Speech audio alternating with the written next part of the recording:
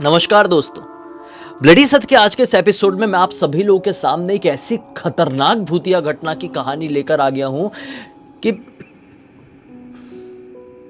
देखो मेरे पास वर्ड्स भी नहीं मिल पा रहे हैं। ये एक ऐसी घटना है जिसकी कहानी पढ़ते पढ़ते मैं खुद घबरा गया था। मैं कभी कल्पना भी नहीं कर सकता, ना ही आप कभी कल्पना कर सकते हैं कि उस लड़के ने ये सब कुछ कैसे फेस किया। अब उस लड़के के पूरे खानदान वाले अपनी कई पुश्तों को यह कहानी सुना सुना के डराएंगे, उनकी रातें और भी काली करेंगे। आपके हमारे लिए तो सिर्फ ये एक कहानी होगी, लेकिन जरा उस लड़के के बारे में सोचना जिसके साथ ये सब कुछ हुआ होगा। क्या हुआ, इसकी शुरुआत करते हैं अभी। दरअसल छत्तीसगढ़ में मोगांव नाम का एक गांव, यहां के लोग अच्छी खासी अपनी जिंदगी काटने वाले, किसी से ज्यादा पंचायत नहीं रखते, खुश हैप्पीली अपनी जिंदगी काट रहे हैं, जी रहे हैं, सब कुछ है। इस गांव में एक अनुराग नाम का लड़का रहता। इस गांव के बहुत ही वेल्दी फैमिली का एक लड़का। अनुराग का नाम गांव में बहुत है भाई, क्योंकि इसके परिवार वालों को सब लोग जानते हैं, बड़े जमींदार लोग हैं। अनुराग के मोगांव में टोटल 9 दोस्त, ये 10 दोस्तों का ग्रुप था और इस ग्रुप के हर एक लड़कों को गांव का हर एक व्यक्ति जानता था। क्योंकि सीन ये था कि गांव में कोई भी चीज हो तो ये 10 के 10 लड़के बिल्कुल आगे बढ़ चढ़ के काम किया करते थे, सबकी मदद किया करते थे। कोई परेशानी में अटका हुआ है तो उसको परेशानी से निकाल के बाहर ले आए। मतलब इनका ग्रुप फेमस ग्रुप था। इस ग्रुप को घूमने फिरने का काफी ज्यादा शौक था। जब कभी भी मौका पड़े, चलो यहां चले जाते, चलो वहां चले जाते। इन लोगों ने बहुत जगहें घूमी थी, लेकिन अपने छत्तीसगढ़ की ही खास खास जगहें नहीं घूमे थे। क्योंकि ऐसा हो जाता है ना, अरे ये तो हमारे गांव का ही है, ये तो हमारे स्टेट का ही है, तो पहले बाहर दुनिया देख लेते। तो इन्हें बाहर की बहुत दुनिया देख लिए थे, अपना छत्तीसगढ़ ज्यादा नहीं घूम पाए थे। तो एक दिन अपना अनुराग ही अपने बाकी के 9 दोस्तों को बोलता है कि चलो भाई, अपने छत्तीसगढ़ में ये वाली जगह है ना, वहाँ पे बहुत अच्छा वो है, मतलब वादियाँ हैं, ग्रीनरी है, पहाड़ है, एक है जगह, वहाँ पे घूमने चलते हैं। ऐसा करके इसने बोला। वहाँ पे लोग पिकनिक मनाने जाते हैं, टेंट वेंट लगा के, ठीक है, थोड़े आउटर इलाके में, जंगल इलाके में। तो अनुराग के सारे दोस्त बोलते हैं कि बेस्ट आइडिया है, बहुत समय हो गया है, अपन लोग घूमे भी नहीं है, चलो चलते हैं। ये लोग क्लास 12th में पढ़ने वाले बच्चे, यानी 17 साल से लेकर 20 साल के तक के ये सब लड़के थे। ये 10 लोगों का जो ग्रुप था 17 से 20 साल का था, ठीक है भाई। अब इनमें से जो 18 क्रॉस हो गए थे वो गाड़ी चलाते थे। अब इनके ग्रुप में टोटल 2 गाड़ियां थी, एक अनुराग की गाड़ी और एक रोहित नाम के लड़के की गाड़ी। रोहित यही फ्रेंड सर्कल में एक लड़का था, उसका नाम था। तो इस बार इन लोगों ने प्लानिंग की है कि 2-2 गाड़ी से जाते हैं, एक गाड़ी आगे चढ़ जाती है, एक गाड़ी पीछे छूट जाती है, मज़ा नहीं कर पाते, एंजॉय नहीं कर पाते। किसी ड्राइवर को पकड़ते हैं और एक लंबी गाड़ी लेते हैं, ड्राइवर गाड़ी चलाएगा और अपन लोग फुल एंजॉय करेंगे। तो ठीक है भाई। अनुराग के मामा जी इसी गाँव में रहते थे। अनुराग के मामा जी के पास एक 9-10 सीटर बड़ी कार थी, लंबी कार। कार का नाम मुझे मालूम नहीं, लेकिन बड़ी कार। मामा जी ने बोले कि ठीक है भाई, अपने ड्राइवर को लेकर जाओ, मिलजुल के अपना डीजल भरा लेना और जैसा घूमना है, जहां घूमना है, एंजॉय करना, लेकिन कोई गलती नहीं करना है, गलत काम नहीं करना है। फुल छूट मिलती है तुम लोगों को, लेकिन इसका मतलब ये नहीं है कि किसी गलत काम में हाथ डालो, ध्यान रखना हमेशा से। मामा जी, हाँ, हम कहाँ ये सारी चीज़ें करते, हम तो अपना जाते, एंजॉयमेंट करते, घूमने फिरने का शौक है वही पूरा करते आ जाते, कभी किसी गलत चीज़ में हाथ नहीं लगाए, नशा पत्ती, दारू, लड़की बाजी कुछ नहीं है। और मामा जी को ही मालूम था, गांव के सारे लोगों को मालूम था कि ये लोग ऐसे लड़के थे, ऐसी चीज़ों में हाथ नहीं डालते थे। अब सोसाइटी स्टैंडर्ड्स के हिसाब से तो ये चीज़ें बहुत गलत होती है ना, उस हिसाब से मामा जी ने बोले और उसी हिसाब से इन लोगों ने जवाब दिया कि मामा जी, हम ऐसी गलत चीज़ों में हाथ नहीं डालते। तो भाई इन लोगों ने एक डेट डिसाइड की। मामा जी ने अपनी गाड़ी दे दी, ड्राइवर से बात हो गई और ये लोग उस डेट को सुबह सुबह 5:30 बजे के आसपास अपनी गाड़ी लेके पिकनिक मनाने के लिए उस पर्टिकुलर लोकेशन में पहुंच गए। मस्त से टेंट लगा है, ठंड का टाइम था, क्या माहौल बना, मतलब क्या तो माहौल बना है। अब हुआ ऐसा, दिन भर अच्छी पिकनिक हो गई, रात में लौट रहे थे घर की तरफ। इस पिकनिक पॉइंट से इनकी घर की दूरी, इनकी गांव की दूरी, मोहगांव की दूरी लगभग 5.5 से 6 घंटे की थी। यह जर्नी एकदम सुनसान सड़क से होते हुए जाने वाली जर्नी थी। रात के समय गाड़ी बढ़िया चली जा रही है, फुल म्यूजिक में ये हुल्लड़बाजी चल रही है, गाड़ी के अंदर मस्ती मजाक मजे जैसे दोस्तों के बीच में होते हैं। एकदम माहौल सेट है, किसी तरह की कोई टेंशन नहीं है। पिकनिक बहुत अच्छी गई, दिन बहुत अच्छा गया कि इतने में रोहित को आ गई सूसू। रोहित ने, ड्राइवर साहब गाड़ी रोकिए यार, बहुत जोर से आई यार, बहुत देर से कंट्रोल करके रखो, इन लोग इतनी कोल्ड ड्रिंक पिला रहे जिसकी कोई लिमिट नहीं, रोकिए गाड़ी रोकिए, 2 मिनट में आया भाई लोग, तुम लोग एंजॉय करो। ये लोग खेल रहे थे अंताक्षरी। ये उतरा और सामने था एक इमली का पेड़। इमली के पेड़ के नीचे ये मस्त से हल्का हो लिया। अब अपनी चेन बंद कर ही रहा था, जिप बंद कर ही रहा था कि उसको दिखाई दिया नीचे एक ब्लैक कलर की साड़ी जिसके ऊपर ये हल्का हो गया था। हल्की हल्की मूनलाइट तो आती है ना, तो मूनलाइट से दिखा, शिट मैं एक ब्लैक साड़ी के ऊपर सुसु कर दिया हूँ। गोल्डन गोल्डन बॉर्डर थी और उस साड़ी से बहुत गंदी स्मेल भी आ रही थी। तो इसने क्या किया, उस साड़ी के ऊपर थूक भी दिया। ऐसा होता है, कुछ लोग बोलते हैं, गांव के बुजुर्ग लोग बोलते हैं कि आपको ऐसा डर लग जाए, किसी चीज़ के ऊपर कोई शंका हो जाए तो उसके ऊपर थूक दो। इसने थूक दिया, फिर अपनी गाड़ी में बैठ गया और थोड़ा सा मुंह उतार लिया कि साला गलत कर दिया क्या यार। बाद में नोटिस किया वो इमली का पेड़ है, एक साड़ी थी, थूक दिया। गांव में कई ऐसे किस्से प्रचलित रहते हैं जिसमें लोग गलती से किसी पेड़ के नीचे कुछ ये कर देते हैं और उसके बाद उनके ऊपर कुछ झपट लेता है। तो फिर ये गाड़ी में सवार हुआ, फिर सब लोगों ने बोले चलो दमशराज खेलेंगे, दमशराज चल रहा है, ये मुंह सड़ा के बैठा हुआ है, खेलने के मन में नहीं है। तो अपने हीरो ने इसको पकड़ लिया, बोला क्या हो गया रोहित, क्या बहुत टेंशन में दिख रहा है, सब ठीक तो है ना। रोहित बताता है कि नहीं यार, एक्चुअली ऐसा ऐसा हो गया, मैंने ऐसा ऐसा कर दिया हूँ।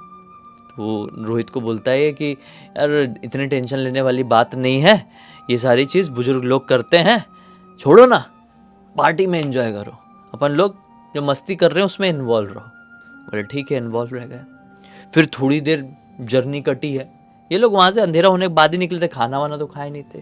थोड़ी जर्नी में आगे जाने के बाद अनुराग बोलता है भाई लोग भूख लगी है क्या, आगे एक बढ़िया वाला ढाबा आने वाला है, गाड़ी रुकवाते और मस्त से गर्मा गर्म तंदूरी रोटी में बटर डलवाते हैं, ऐसी बटर वाली तंदूरी रोटी और मस्त एक कोई अच्छी सी सब्जी बनाते हैं। एक नहीं, कितने 10 लोग हैं ना, 5 अलग अलग वैरायटी की वेज सब्जी बनाते हैं और खाते हैं। मजा आएगा कि नहीं ढाबे में। सब दोस्त लोग बोलते हैं अरे भाई नेकी और पूछ पूछ, चलो रुको ढाबा आ गया। ढाबे में ये सब लोग उतरे हैं, मस्त से एक नंबर। एक तो पनीर का कुछ तो भी ऑर्डर किए थे, फिर एक मिक्स वेज ऑर्डर किए थे, फिर सेव भाजी ऑर्डर किए थे, ऐसे अलग अलग 5 वैरायटी की इन लोगों ने चीज़ें ऑर्डर की है। लगभग 9:30 बजे के आसपास से गाड़ी रुकी हुई थी, इन लोगों ने खाए पिए थे।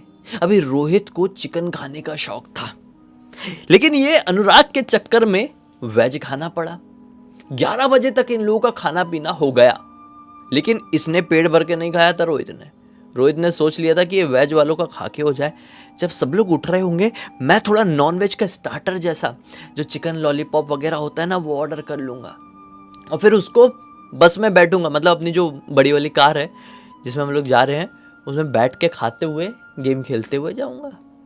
तो सब लोग खाना वाना खा के हाथ वाथ धो के ढाबे से गाड़ी की तरफ बैठने के लिए जा रहे हैं। तो रोहित बोलता है अरे रुको रुको, मैं अभी आया, मुझे कुछ खरीदना है खाने का, मेरा मन कर रहा है। तो ये गया और इसने चिकन लॉलीपॉप के साथ साथ, ढाबा तो था ये, एक बियर ऑर्डर कर लिया, एक बियर की टिन ऑर्डर कर लिया।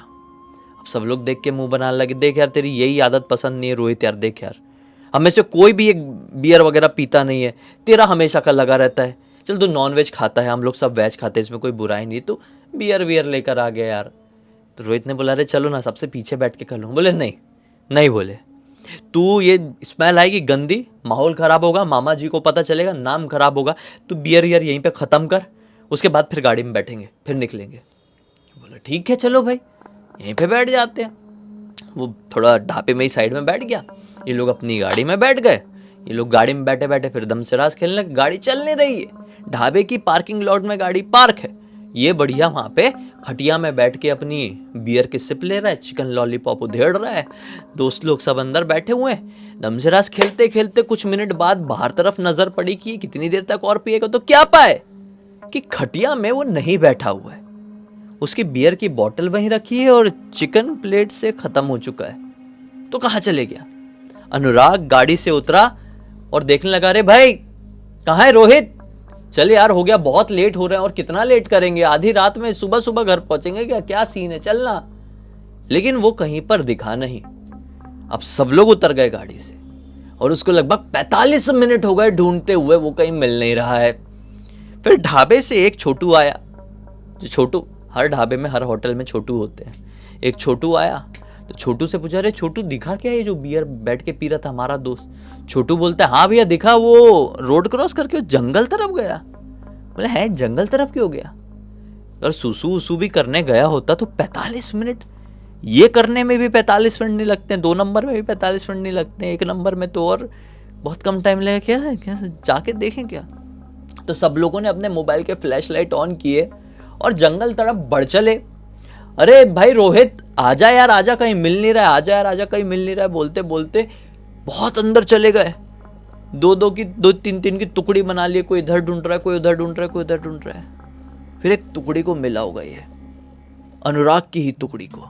अनुराग के साथ 2 लड़के और थे। अनुराग ने जोर जोर से चिल्लाया, अरे भाइयों कहाँ हो, इधर आओ, जल्दी आओ, जल्दी आओ। अनुराग ने देखा कि एक इमली के पेड़ में ये पूरे कपड़े वपड़े फटे हुए हैं, नाक से खून निकल रहा है, मुंह से खून निकल रहा है, और ये उल्टा लटका हुआ है और थोड़ा ऐसा हिलते हिलते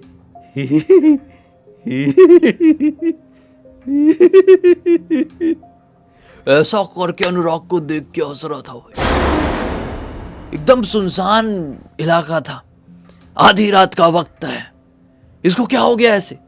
शराब के नशे में कोई ऐसा नहीं करता है, किसी की ऐसी गति नहीं होती है। सब लोग भागते भागते आ रहे, अनुराग क्या हो गया? इतने में एक लड़के ने बोल दिया, मतलब ड्राइवर भैया ही थे, उन्होंने बोल दिए कि इसको कोई भूत चिपट लिया, ये इमली के पेड़ में लटका हुआ है, हनुमान चालीसा गाओ, हनुमान चालीसा। तो सब लोग जोर जोर से हनुमान चालीसा गाने लगे। उसकी शरीर में कोई हरकत ही ना हो, बस यही चल रहा है उसका। वो और हाइपर हो गया इस चीज से, हनुमान चालीसा से वो डर ही नहीं रहा है। किसी को कुछ समझ में नहीं आया तो सब लोग मिलजुल के उसको पकड़े। उसकी बॉडी इतनी ज़्यादा स्ट्रांग हो गई थी ना, उसको संभाल नहीं पा रहे थे, सबको ऐसे ऐसे छुड़ा दे रहा था। 9 लोग और ड्राइवर भैया को मिला के 10 लोग इसको संभाल नहीं पा रहे। जैसे तैसे करके एक रस्सी थी गाड़ी में रखी, उससे बांधे और उसको सबसे आखिरी वाले में रखे, और पूरे टाइम ही करके हंसते हंसते हंसते हंसते इन लोगों का मोहगांव आ गया। मोहगांव में इससे घर के सामने इसको उतारे, बोले पता नहीं अंकल, इसके पिताजी को बोल रहे पता नहीं अंकल ये ऐसा ऐसा कर रहा है, इसने ऐसा ऐसा किया था, सब A to Z बता दिए, बियर लिया था ये वो सब बता दिए। बोले अच्छा ठीक है चलो भाई, अच्छा हो तुमने सब बता दिया, अब हम उस हिसाब से इसका इलाज करवाते हैं। और इसके पिताजी भी समझ गए कि भूत वाला ही मैटर है। तो रात में लगभग, रात तो नहीं अभी सुबह का वक्त हो चुका था, लगभग 3:45-4 बज गए थे। ये लोग एक पुजारी जी के पास लेकर पहुंचे। पुजारी जी ने बोले कि हाँ इसको कुछ बाहरी हवा लग गई है और ये चीज़ हम तो ठीक नहीं करेंगे, हम तो पूजा पाठ करने वाले व्यक्ति हैं, इनको किसी तांत्रिक बाबा के पास लेकर जाओ। अब वो तांत्रिक बाबा के पास लेकर जाए भैया, तो यही गांव के आगे थोड़ा एक बहुत छोटा गांव, वहाँ पर एक काली माता के वो साधक थे और वो तंत्र साधना भी करते थे, पॉजिटिव तंत्र साधना। तो उन्होंने बता दिए कि इसके शरीर में एक ऐसी शक्ति लगी हुई है जो किसी भी दैविक शक्ति से नहीं डरती है, कतई नहीं डरती है। आप उसके सामने हनुमान चालीसा पढ़ लो, आप उसके सामने जो दुर्गा जी का कवच वो होता है वो पढ़ लो, कोई भी आप मंत्र कोई भी स्तुति कर लो, ये चीज़ उस चीज़ से नहीं डरेगी। तो रोहित के पिताजी घबरा गए, बोले क्या हुआ इसको, कौन सी शक्ति लग गई, कौन सी ताकत लग गई है, कौन शैतान इसको जकड़ लिया है? तो बोले हमको जानकारी तो नहीं है, लेकिन ऐसे शैतान होते हैं जो बहुत ज़िद्दी होते हैं और किसी से नहीं डरते हैं। अब ये कहानी के इस पॉइंट तक आते आते मैं तो समझ गया था कि रोहित को कौन सी शैतानी शक्ति ने जकड़ी थी। क्या आप समझ पाए? ये शैतानी शक्ति थी गुग्गन मशानी।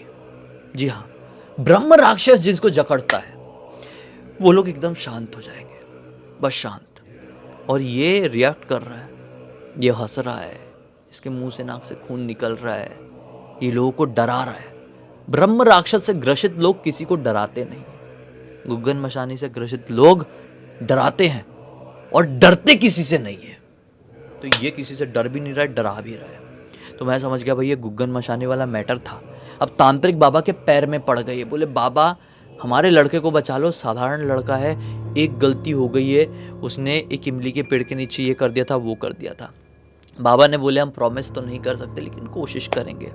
रोज़ शाम को आपके घर पर आएंगे, रोज़ सुबह आपके घर पर आएंगे लगभग यही 9-10 बजे के आसपास, और आपके घर पे एक हवन कुछ करेंगे, भगवानों को देवताओं को बुलाएंगे और आपके बच्चे की रक्षा करें, ये हम उनके सामने आग्रह करेंगे।